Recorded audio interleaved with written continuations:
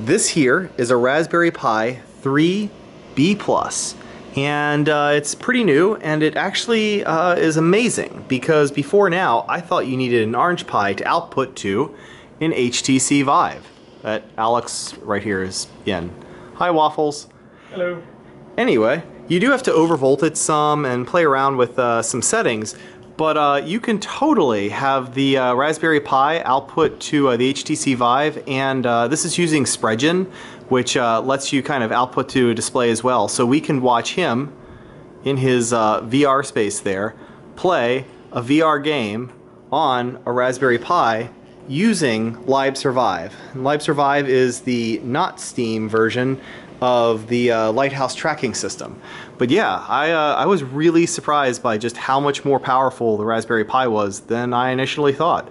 Yeah, those are all just streams of bullets, and he's shooting the boxes, and everything seems like it kind of works.